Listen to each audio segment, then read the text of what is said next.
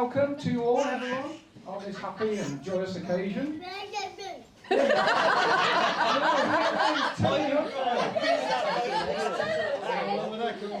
heckling. So we finally made it. Not even a global pandemic was going to stop this wedding. Although it did hold us back for a couple of years. Now, I'm not really a fan of public speaking, but I'm told it's a bit like going into a nudie speech. It's only hard for the first couple of minutes.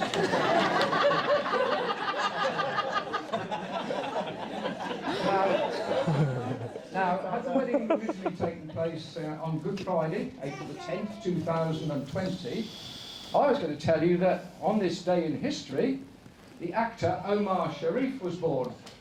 Do you notice any resemblances? Fair enough, we'll move on. And also, it was the day that the Titanic set sail on its maiden voyage from Southampton. Yeah, so we'll move on again, I think. Well, there's a bit of an we come to today, the 18th of April, the day in history, when in 1956, I'm probably the only one in the room that can remember it. Another famous couple tied the knot, Grace Kelly and Princess Rainier of Monaco. And they send you their best wishes today, you guys. I don't even know if they're still alive, are they? This was also the day in 1956 when they started the premium bond scheme. Premium bond scheme? Yeah, well, we're still dreaming about that, aren't we? I did win £25 once. Right, what are we up to? I'd like to thank everyone for coming today to celebrate the marriage of my daughter Anna to her new husband, Russell. Now, if you've travelled long distances today to be here, and especially thank you. Especially with the price of petrol, electricity, gas, airfares. I've got the list of food. I've got the list here, but I won't go on. I think I speak for both families when I say what a lovely venue the happy couple have picked to get married at. This old historic building has been sympathetically renovated in the past few years and offers a picturesque setting for our handsome couple to make their commitment to each other. When's that? When are they doing that? Oh, you've done it? Okay, sorry. Thank you to all the staff at Warwick House for their hospitality today, and even arranging some nice weather for us, which was a little bit in doubt at one stage, but we managed it. Anna, darling, our firstborn, one of 3 amazing children that I feel extremely lucky and proud to call my kids. Tidy up, Anna. I don't feel that I've given Anna away today. I've merely passed her onto a safe and secure pair of hands to a person I can trust and rely on and who I know loves and adores her. Wake up, Russell, I'm talking about you. Oh, no more for him. Darling Anna, you look beautiful today, but there again, in my eyes, you look beautiful every day. It's not just how you look, but the beauty that comes from inside you. You are an amazing person.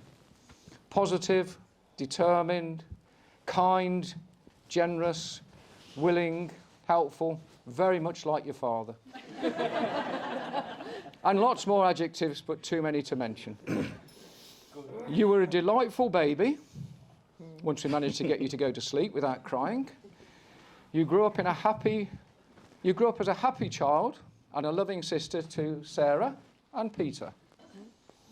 You were successful at school, both academically and on a personal level, culminating in being head girl at the Kingsley School in Leamington. I did find one of your reports, Anna, and I noticed this comment.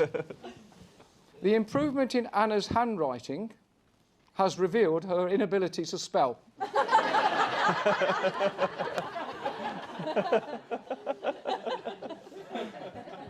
From school to university at Exeter for 5 years, drinking and having lots of debauch. Oh no, studying languages, 5 languages. It might have been 5. That's Sarah. Oh, that was Sarah. Sorry. Okay. And achieving more academic success. And after a few years working for Thomas Cook and helping to organise the hospitality packages for the London Olympics in 2012, you decided that living out of a suitcase did have its drawbacks. So you decided to get a job nearer to home. And how glad we all are that you and Sarah, Sister Sarah, live close by. You took the job at Aylesford School in September 2012 as a receptionist and quickly made your way up the ladder. Goodness knows how. No, not only that, but you're only one step away from the head teacher. No, sorry, from the head teacher's office. Oh. Yeah. It was in Aylesford in 2014 that you met Russell. Sorry, Russell. Oh. Russell. Well, you might have met Jim as well, but it's nothing to do with it. It's great to see so many of your work colleagues and friends here today when they should be working. Marking, preparing, and all the other things that we used to do. Well, I used to do. It's great to have you here celebrating. Thank you both. All of you. I don't really need to tell you how special this little lady is here. You can read it on social media. So proud of you, dealing with a difficult issue and turning it into a positive. Bloody amazing. Apologies. And many more tributes. I could have written my speech from social media comments. Anna, darling, you are determined to succeed in everything you do. We know that running is your passion. When you started, I made you a display cabinet for your medals. You now need one 10 times the size. That just shows you how she's, well, she either cheats or she's very good at it. You can cheat in running, can you really?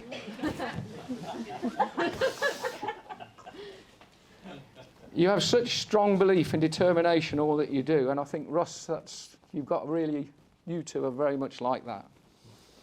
Well, I don't know why, but there you are. Who else gets up for a run almost every day of the year before work, when it's dark, cold, wet? And that's only June. Anna, you are the perfect palindrome. Oh, thanks. And another one that fits you is top spot. You have to write it down to see it. Well, you are quite competitive. Top spot. I tried to find some more palindromes, but we're starting to get a bit rude.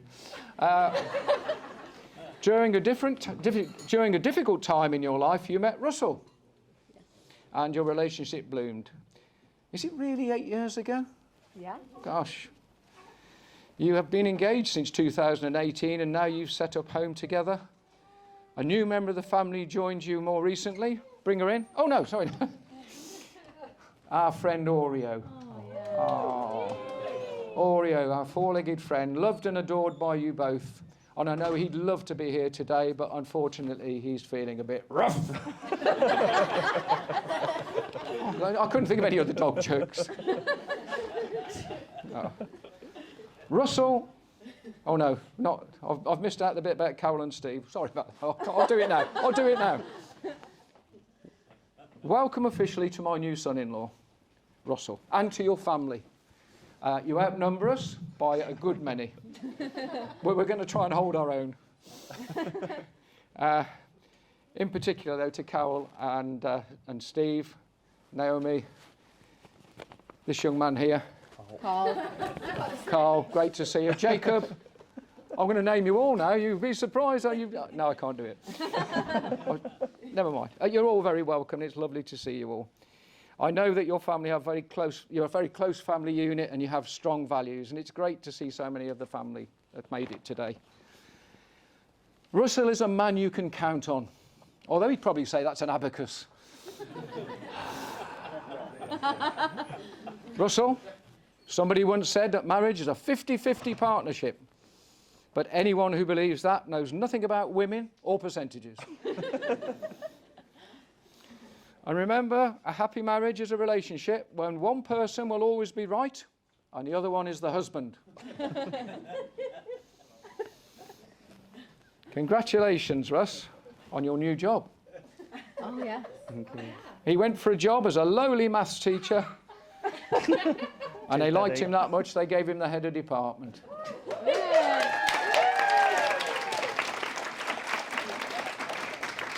And it's a great school and you'll love it. You'll make your mark there, and one day you'll be as famous as that chap that came from Stratford, wrote plays and things. I can't think what his name is. But anyway, yeah. Russ, I know you will be Anna's rock. Look after and cherish her, please. You just sign this bit of paper here. We all know that Anna and Russell work hard and play hard. In fact, they live life to the full. Long may they continue to do this in their married life. You've taken your roles as auntie and uncle to Jacob and Teddy. Stop shouting, Teddy. And Clara. I can't remember my own granddaughter's name. It's been a long day. Yes, all right, Teddy, thank you. You're next. He's going out. I was expecting a lot of hassle off the other people, but I didn't expect off my grandson. It's nearly over now, guys. On this happy occasion, we must remember the people who have helped us along the way. We've lost loved ones, and we could almost have a few seconds here to think about that, but they'll be looking down on us today with great pride and affection. They see these two young and special people tying the knot on their day. So the rest of us are here, so let's really enjoy ourselves. We waited long enough, haven't we? Come on. To finish with, I'd like to offer a few words of wisdom.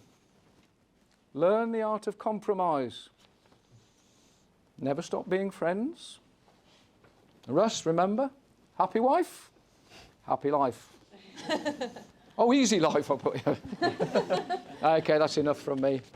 Ladies and gentlemen, will you raise your glasses and be upstanding for the new bride and groom, Mr. and Mrs. Orme? Anna and Russell. Thank you. Cheers. Cheers, Russ. Thank you, Bill. Thank you. Right, nice.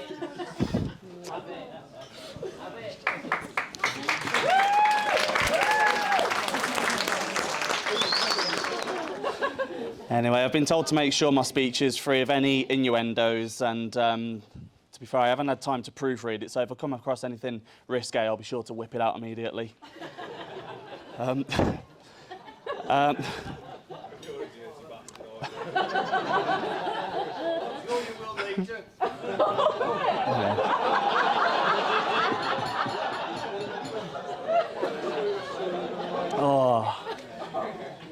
Right. Yeah, I'd like to spare a moment. I'd like to spare a moment for all the friends and family that can't be with us today. Oh, fuck's sake. So, one person in particular is my nan. So, it's going to be the hardest part of the whole speech, I'm afraid. So, to me and my siblings, she was known as Nanny Pat, and to the rest of the grandkids, who regularly fell victim to her vice grip kisses and cuddles, Nanny Munch. She lived for her daughter and grandchildren. Oh, why did I write this? To my nan, the grandkids were the apple of her eye, and in my opinion, she was the best judge of character. She made it very clear who she approved and disapproved of. And who was the favourite? And she absolutely adored Anna, and she treated her like the rest of her grandchildren. She showered her with an abundance of love, and she told me on numerous occasions, in her own words, that Anna is the one. And I know that she'll be sipping Baileys today, so let's have a toast.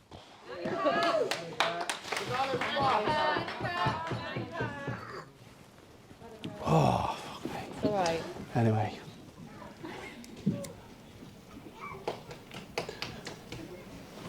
Oh, now hopefully that's the worst of it over. Jeez, otherwise it's going to be a long one. Oh. Right, I'd like to say a huge thank you to the father of the bride, Bill Wan, for your kind words and for allowing me to take your daughter's hand in marriage.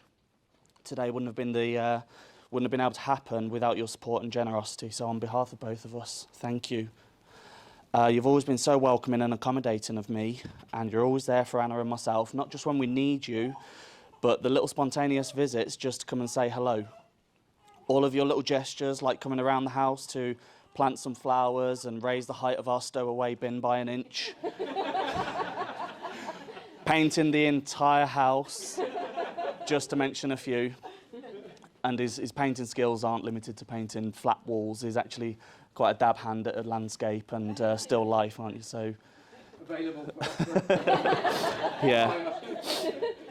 Oh, you have one of the kindest hearts of any man in this world that I know, and you're a credit to everybody, especially your family. And we're both so lucky to have you in our lives. So. Anna and I had our first wedding cancelled 2 years ago because COVID struck and brought the country to a standstill. Boris enforced lockdowns and made everybody stay indoors unless it was for essential travel. On our first wedding day, being the rebels that we are, we held our fingers up to the government and ventured out anyway. We took the back routes to Oversley Woods, had a picnic, exchanged vows and exchanged rings, and we've worn them ever since, apart from earlier on today. In our own special way, we've already been married for 2 years. One thing that our wedding in the woods didn't have, though, is this fantastic celebration with all of our family and best friends all under one roof. Friends from school, friends from the gym, friends from university, friends from work, and friends of family and so on. So thank you to everybody in this room that has come to celebrate with us, especially those that have travelled from abroad, Ireland, Dubai, Germany, and probably more. So on behalf of both of us, I'd like to raise a glass and say thank you to everybody. To everyone. Oh, that should get easier as we go on. Also, thank you to the staff, Lindsay, our wedding planner. We were very nervous about rebooking our wedding due to what happened, but you've been so reassuring from day one. You've made the planning process for Anna very easy. So again, on behalf of both of us, thank you. Also, thank you to the chefs and waiting staff and everybody else that's been useful. I couldn't think of a more eloquent way to put it, but more importantly, the bar staff. We've still got 3 days' work ahead of us. Yeah. I'd like to say a big thank you to the other lady of my life, and that's the mother of the bride, Lady Pamela. It's obvious where Anna gets her good looks from. Lady P has come all the way from Greece to be with us today as part of a mini break. So we're really grateful that you could be here to celebrate our day with us. Lady P has made me feel very welcome and very much a part of the family since we first met, which may or may not have involved me throwing a frisbee for Molly and face planting the ground. Lady P is a true lady in every sense. She's kind and caring, she's warm and loving, and the best mother and mother-in-law that we could ever dream to have. Today wouldn't have been able to happen, again, without your support and generosity. So on behalf of both of us, thank you very much. I'd also like to say a thank you to the other in-laws, Judy and military man Bill. You've also been very welcoming to me, and you've treated me like the rest of the family. Yeah, again, thank you for your love, care and generosity. Toast to the in-laws. Oh, the in-laws. my in-laws, not my in-laws. My in-laws. My in-laws. Oh. It's okay. Next up, my parents. So we wouldn't have been able to have such a special day with all the extra people who are here without your generosity, so thank you. Mum, your dedication as a mother and grandmother truly knows no bounds. My story began because of you. You've helped me every step of the way, and I wouldn't be where I am if it wasn't for you. Oh.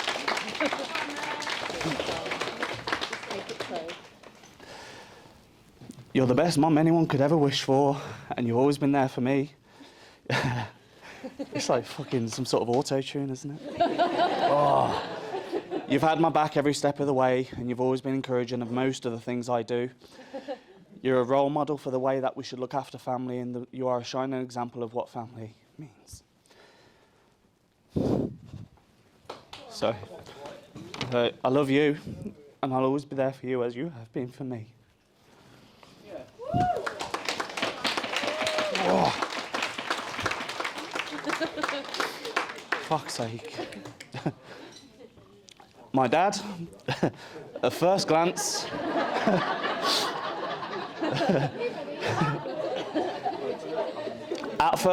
might seem very quiet and barely gets a word in edgeways.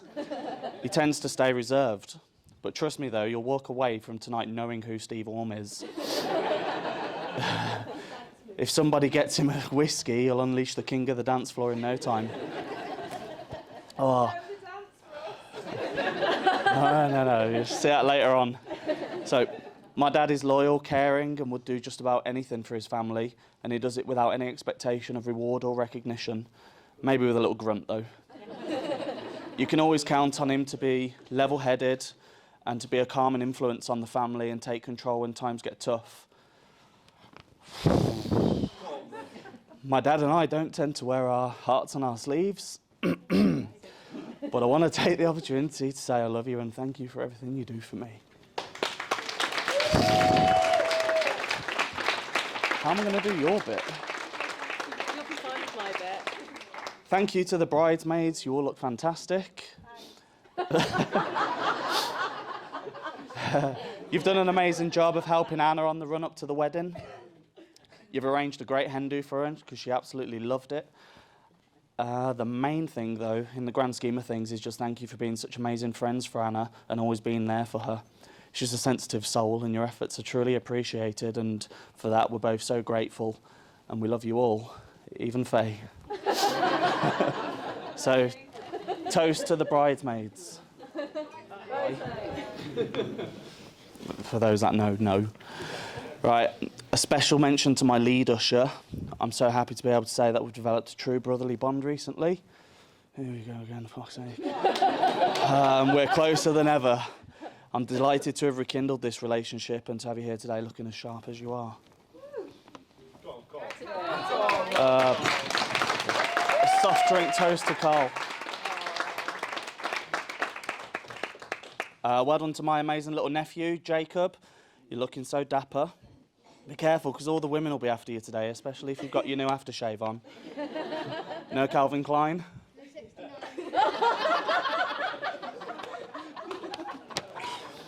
Well done on your speech earlier. You've been so brave. You're an absolute superstar. Thank you to Peter and Emma on your speeches. I can tell you firsthand, speeches are bloody nerve-wracking. So you both did so well, not to end up in this state. Right, my wife.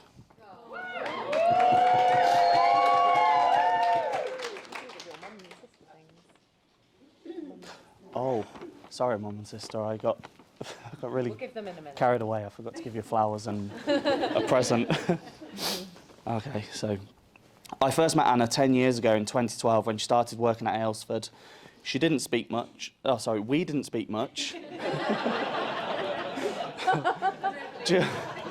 Just brief hellos and goodbyes each day when I walked past the reception window, and she'd always give me a nice smile. Not one of those fake smiles that people do, but one with a genuine level of warmth and sincerity. But you'd think nothing much of it. Our first real conversation was about my nanny Vera, who was unwell at the time. Anna could see I was down and she made a real effort to console me, and she made me feel much better.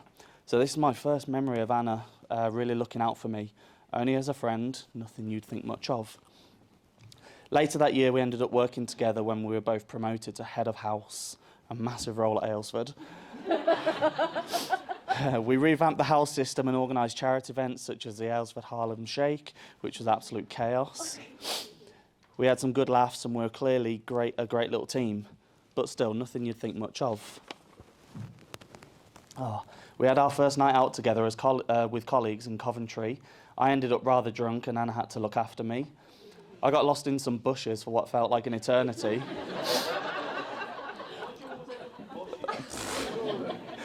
But still, Anna was there waiting for me. Outside of the bushes.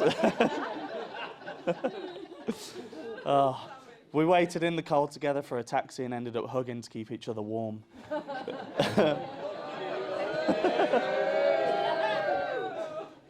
We stayed at Gemma's house that night.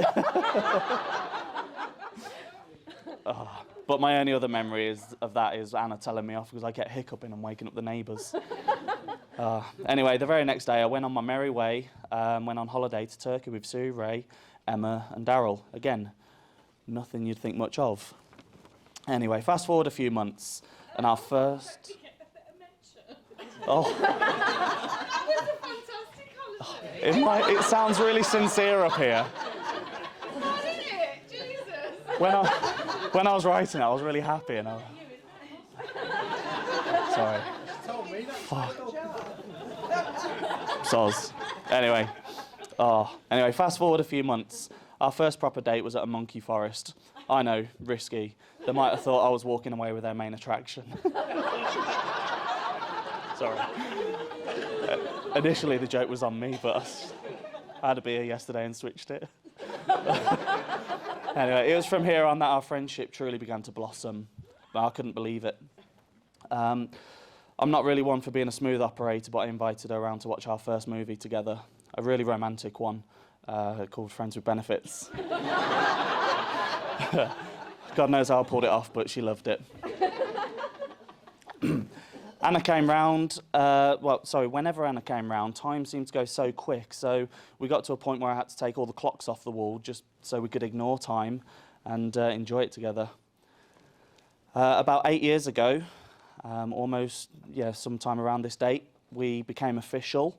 I cooked a romantic Mexican meal with candles in the shape of a love heart, and we dined al fresco. We both remember this night as the night Anna said, "I love you," and I sort of replied, "Mm-hmm."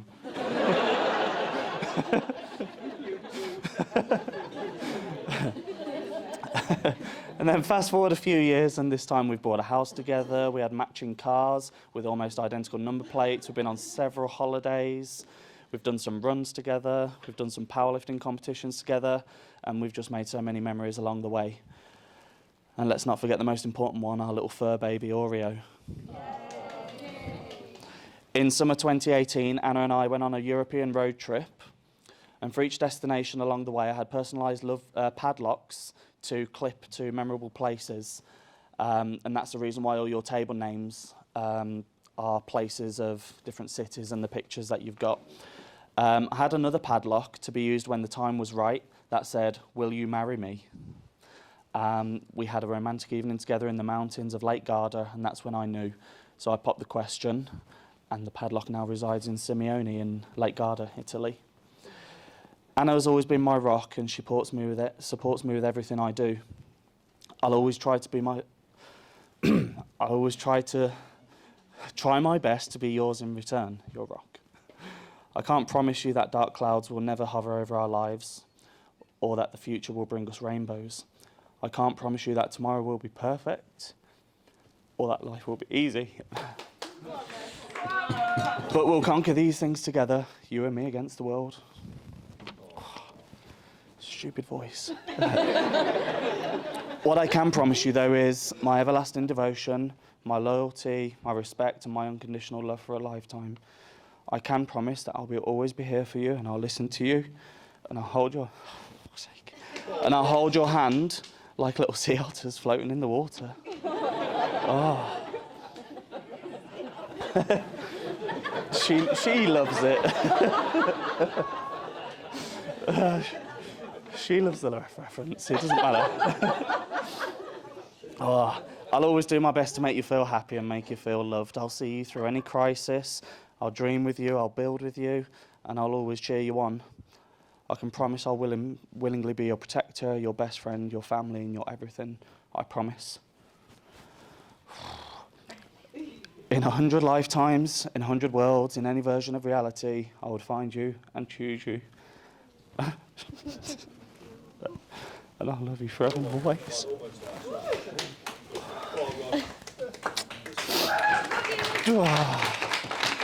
Nearly there. Oh.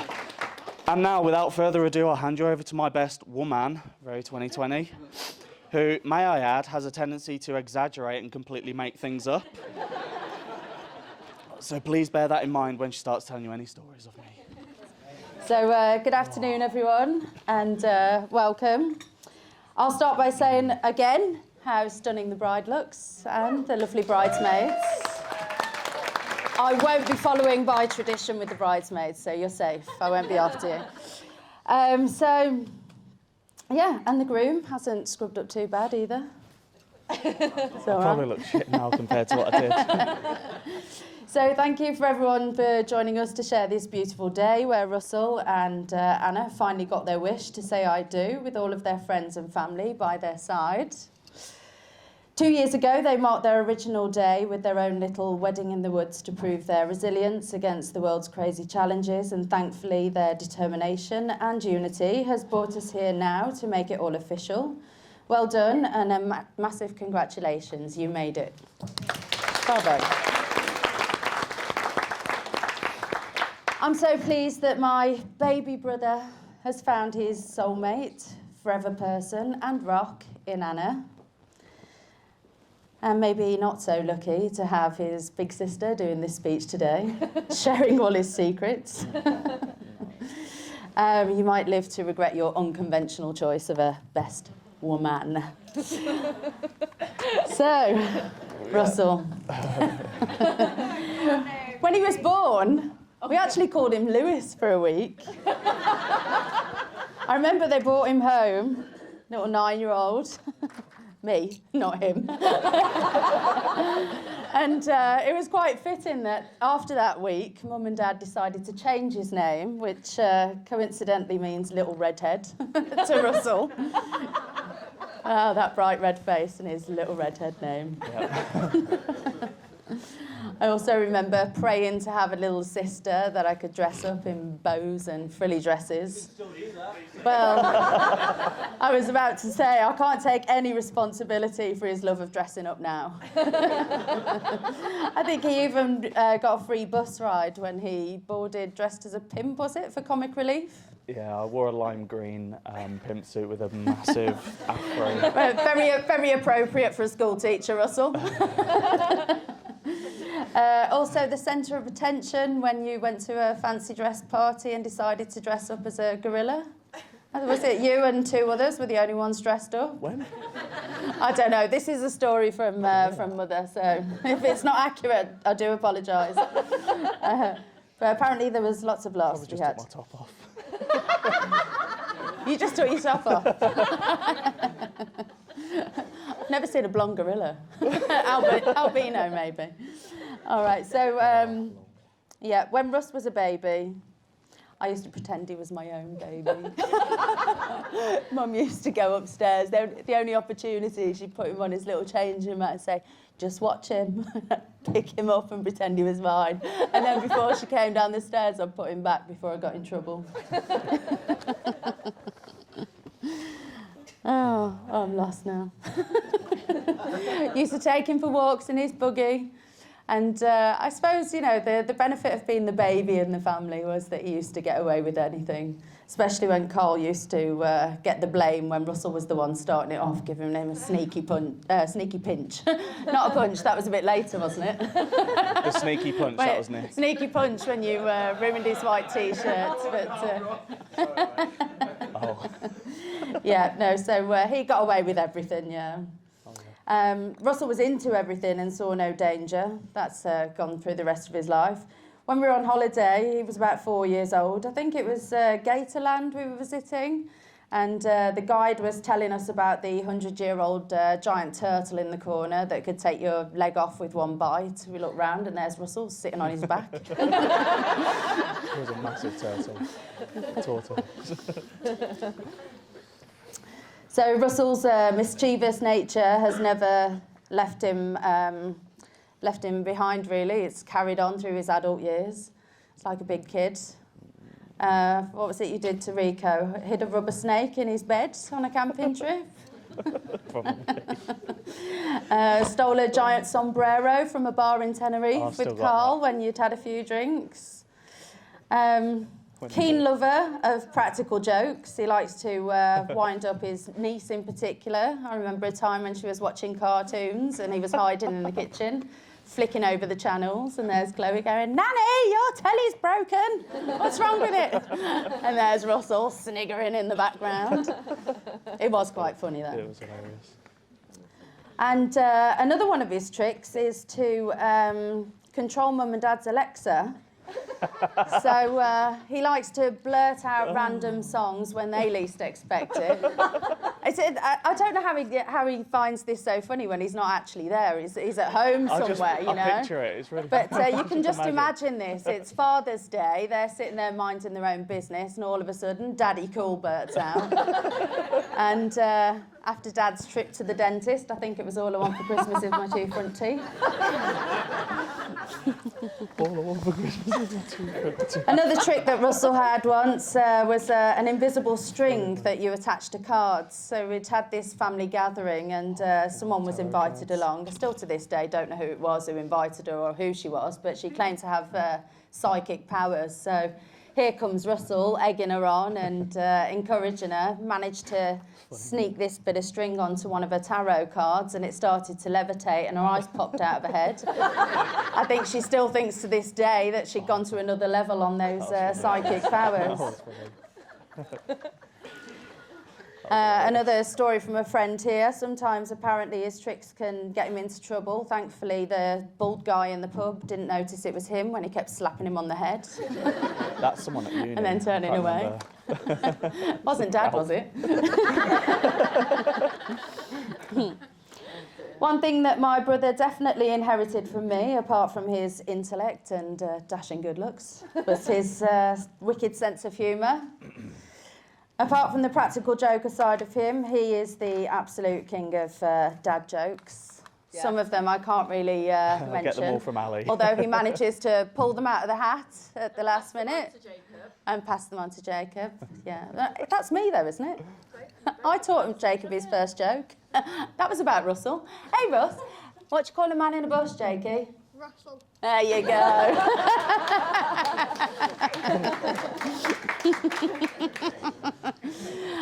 He even managed to think of a German one for Michael yesterday to welcome him. We'll tell you that later.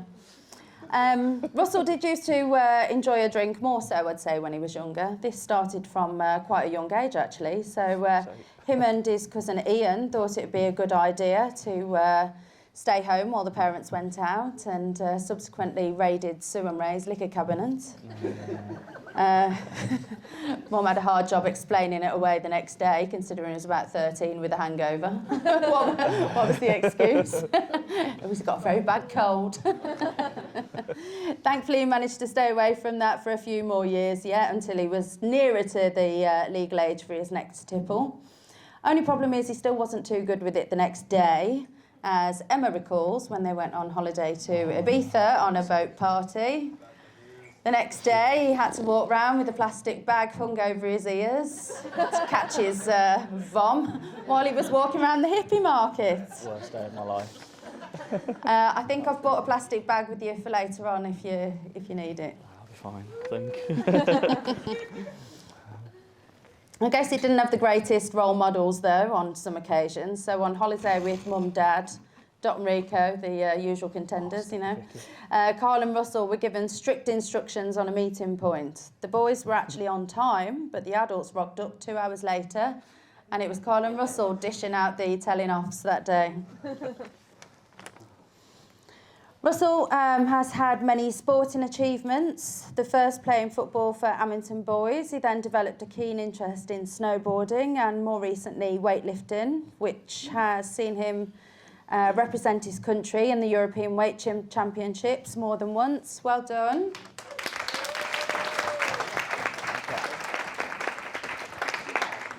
I guess any stranger could take one glance at those muscles and think, I wouldn't want to meet him down a dark alley.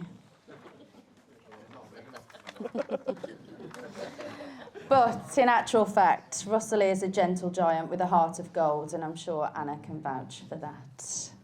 Russell's academic achievements are most likely down to Mum's decision to send him to a high school on the other side of Tamworth in order for him not to be judged by the tarnished name that Carl and I had created at Woodhouse.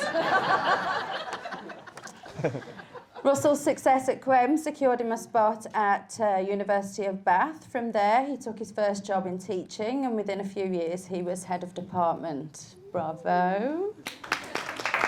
And of course, as Bill mentioned, he'll be starting pastures new with his new job, new challenge. Again, straight in, head of department. Woohoo!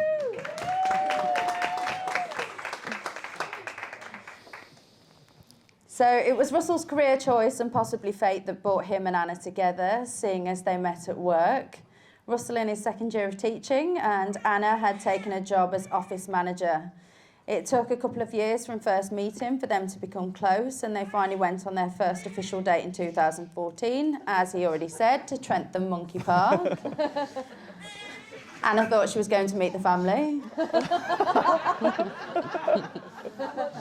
Rather typical choice of venue, though, on Russell's party. I actually remember meeting up with Russell, and this has just come to me. It's not in the speech, actually. Oh, no. And he said, oh, I've just got with this new girl. I was thinking I want to get her a special present. I was like, oh, what's that then? And he's like, well, I was looking at some shoes. How much are them Jimmy Choos? And I told him, did you ever get them, by the way? No. Thought so. I remember that conversation. Russell and Anna love to travel and spend time outdoors, and it was on one of their trips to Salzburg where they placed their first love lock. This continued to be their trademark, and they placed their love locks in various cities they visited until they reached Lake Garda, where attached to the lock was the ring and the big question, which, of course, she answered with a yes. Well done. The proposal took some planning, so as soon as they set off, the family were on the edge of our seats, waiting for the big moment. We're like, has he done it yet? Has anyone seen anything posted? So, yeah, it was a big moment for all of us. As we all know, events took an unusual turn, and we had to wait a little longer than planned for the big day to arrive. In the meantime, they've been busy with the latest addition to their family, fur baby Oreo, who has given them so much joy when times got tough. So now we made it to their next chapter, the start of married life. I'd like to officially welcome Anna to the Orme family on behalf of all of us. Welcome. Good luck to you. You were already there, really, though, wasn't it? It's just a bit of paper now, so to make it official. And thank you so much to Anna's family for welcoming our lovely, unique Russell into your family as well. So let's raise another glass to the happy and gorgeous couple, Russell and Anna, the power team. Thank you. To Anna and Russell. So, Russell, it's taken us a really long time to get here, but we're here, and it's been worth the wait. Today actually feels very surreal, probably because we have waited so long, and part of me actually thought we'd never get to this day, so I'm incredibly grateful to be sitting here with you now. And I would like to say thank you to everyone who has made this day possible. Thank you to my amazing bridesmaids for looking after me and throwing me amazing hen do. I'm very lucky to have wonderful and thoughtful friends. I'd like to say thank you to Russell's family for being so welcoming and making me feel part of their amazing family. Especially Carol for all the advice, chats, parties and vegan food. I'd like to say thank you to my mum and dad, sister and brother for supporting me and sticking by me through all of the ups and the downs. I couldn't ask for a better family, and I love you all with all my heart.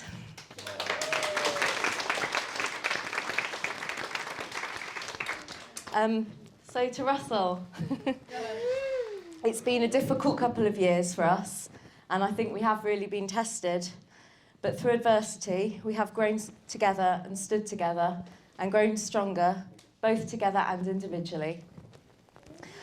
I remember not so long ago having a conversation with you, with Russell, with Rosie, with Peter and Faye about soulmates and whether they exist. So it got me thinking about our relationship and how to define it. And the only way I can define it is that I think you are my soulmate and my person.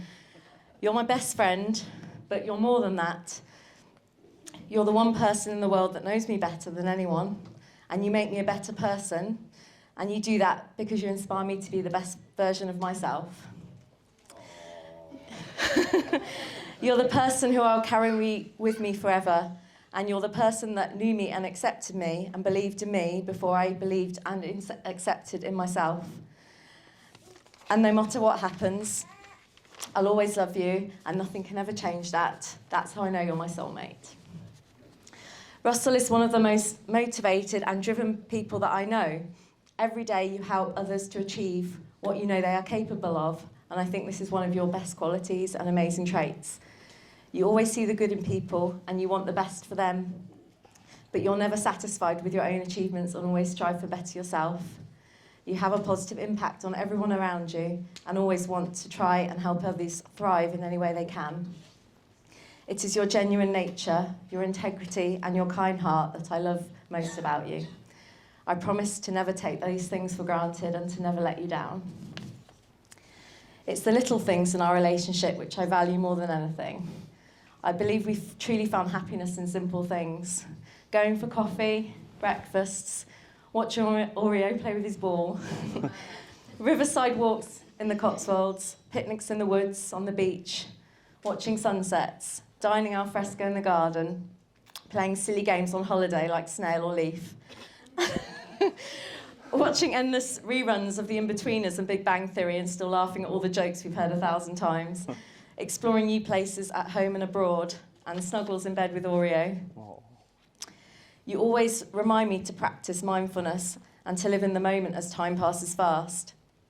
And something you mentioned during your speech, which I've also remembered, that we used to hide the clock in your old house as we hated how fast time seemed to pass when we were together. It took me a long time to find you, but it didn't take me a long time to love you.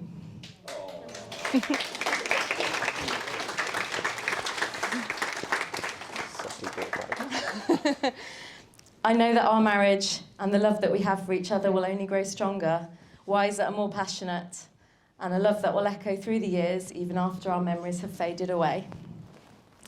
Today I can say without doubt that I am the happiest I have ever been. I have everything I need and everything I could ever want. And today marks the start of a new chapter, and I can't wait to live my life making more memories with you. Thank you.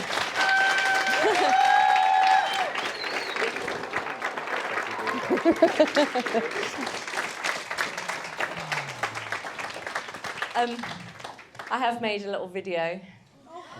It's not a PowerPoint, it's just a video. Oh.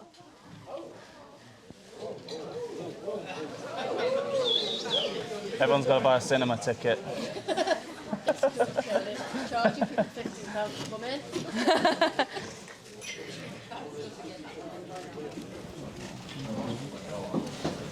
Make sure you keep that.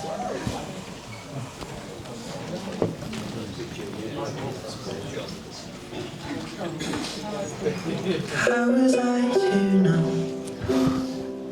It's a crazy thing. I showed you my hand, and you still let me win. And who was I to say this was meant to be? The road that was broken brought us together. And I know you could fall for 1,000 kings and hearts.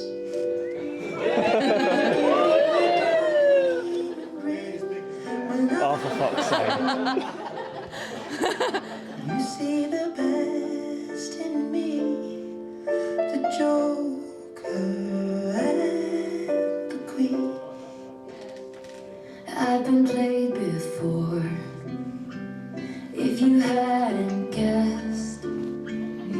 So I kept my cards close to my foolproof vest. But you called my bluff and saw through all my tells. And then you went all in, and we left together. And I know you think that what makes a king is gold, a palace and diamond rings. When I fall, you see the best in me,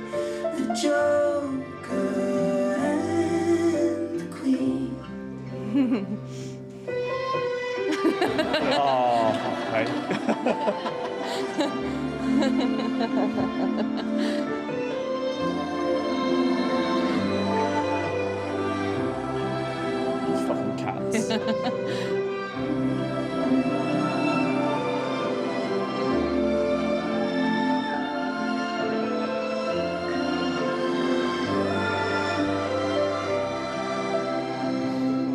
And I know you could fall for 1,000 kings and hearts that would give you a diamond ring. When I folded, you saw the best in me, the Joker and Who is that? Faye.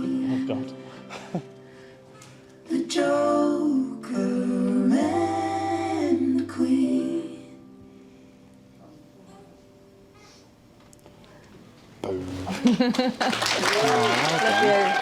Thank you. It's all right, darling. Very cheesy.